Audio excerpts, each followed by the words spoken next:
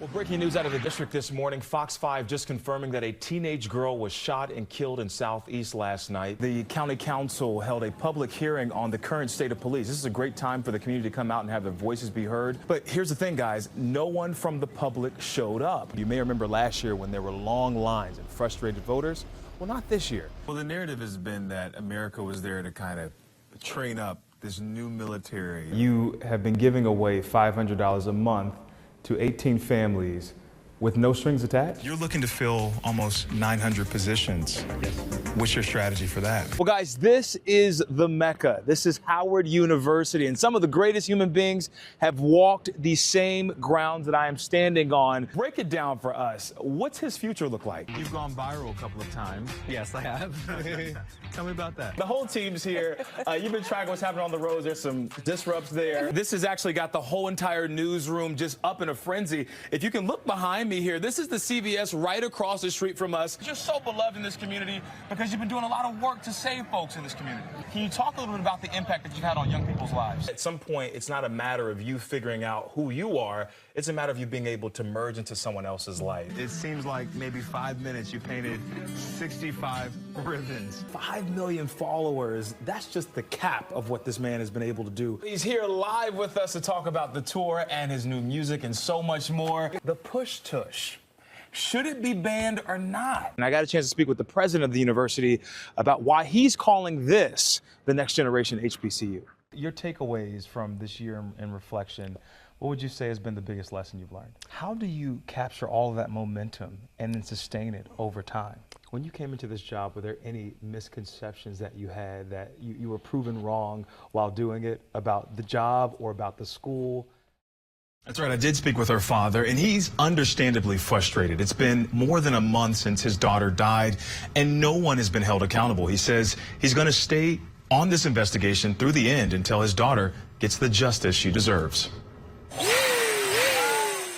A church adorned with balloons, spelling out the name of 25-year-old Shanquilla Robinson, a name that weighs heavy on the hearts of community members in Charlotte, North Carolina. This weekend, the city, reeling in pain over the mysterious and tragic death of one of its own, held a rally. Lay me at the throne and leave me there alone. I never thought in my wildest dream that I'd be standing here doing this right here. I'm just normal, man. You know, I just mind my own business. All this right here is just new to me, very new. So she gone, I'm her dad, so now I got to stand for her. I got to be her voice. In October, the 25-year-old went to Cabo, Mexico with 6 friends. Everyone returned home but her. At first report, the young woman died from alcohol poisoning, but social media clips showing something different. In an interview with Newsy, Bernard Robinson spoke of the difficulty watching the video. And when I saw it, I couldn't see it well, a few seconds. And I saw that she was there naked, man. You know, I just broke down and started crying. And then I seen the guys in the room. Really? Really? Did you know these guys? That's very degrading. I just know they went to school with it. That's it. I ain't know none of them. The death certificate lists Robinson's cause of death as severe spinal cord injury and atlas luxation, a broken neck. Alcohol was not listed. Mexican officials saying this was a direct attack on Robinson and are now investigating this case as femicide, a hate crime internationally. Even though their child is still old enough to take care of themselves and do their own thing, but still at the same time, they still got to, you know, make sure who they friends they keep around them. The family left with shared memories with her community in Charlotte. Charlotte is going to hold this family down because Shanquilla is a native of Charlotte, North Carolina. Mario Black, who is the founder of Million Youth March of Charlotte, says the community is looking for ways to support the family. So I just hope that this will be the reboost of energy that the community need to be able to support the family to keep pushing until justice is served. A GoFundMe page set up following Robinson's death has nearly hit its $400,000 goal. Large donations pouring in from celebrities like NBA star Kyrie Irving and smaller donations from thousands around the world. Daddy stood there and cried like a baby. And I sit there and said, baby, Daddy will give you justice. I will not let you die in vain. It's just so difficult to watch. And Stephen, you mentioned to me that her mother didn't want to really speak on camera, which is understandable. Why do you think this case is getting so much attention right now? Yeah, the mother has been outspoken about this particular case, but at this point, she's exhausted with all the media, as you can imagine. Yeah. But her father spoke to us, and he was really interested in helping us figure out what he wants from the justice community. He wants all of the people on that trip extradited back to Mexico, and that's been consistent with the family's message. But this particular case has garnered a lot of support because the sheer mystery of it. A college student goes on a birthday trip to Cabo, Mexico, and then comes back dead. And then those friends who were on the trip with her, all on the run. So the sheer mystery of this case has garnered a lot of attention. And then second, the family accredits a lot of this to Black Twitter. Black Twitter and Black social media really bolstering this story and doing many things to help push this story to those headlines that we see today. And I think, you know, this is also highlighting the glaring evidence that Black homicides have gone up about 33%, particularly with Black women.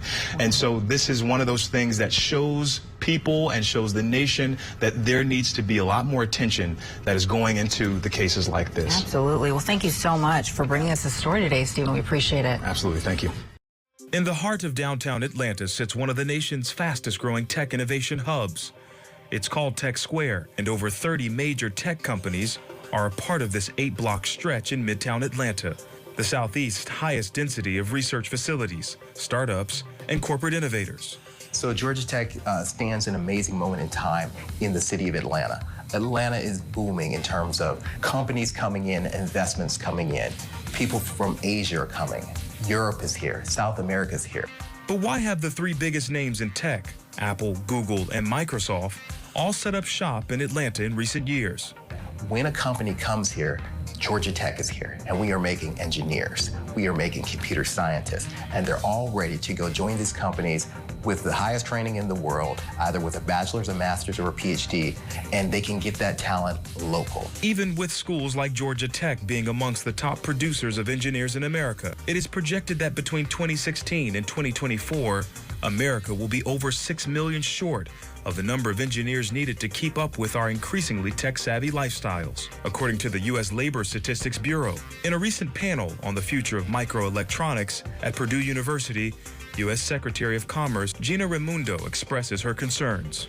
And every company you talk to, literally everyone, including the ones in the booths, will tell you the thing they're most worried about is talent. The rate-limiting factor to growth is talent. And by the way, it's at every level, right?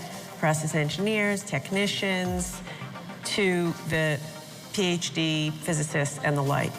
What's behind the shortage? The country's growing disinterest in STEM over the years. Now the government, academic institutions, and companies are banking on making science and engineering cool again. You're looking to fill almost 900 positions. Yes. What's your strategy for that? You have everything available here. You have the training. You have corporate headquarters already relocating, gives you lots of opportunity if the elevator industry wasn't for you, but we're pretty sure it will be. TKE is a global leader in the elevator industry. Just last year, they opened the North America headquarters in Atlanta. The company employs over 50,000 people worldwide and plans to recruit talent from the pool of engineers in the area.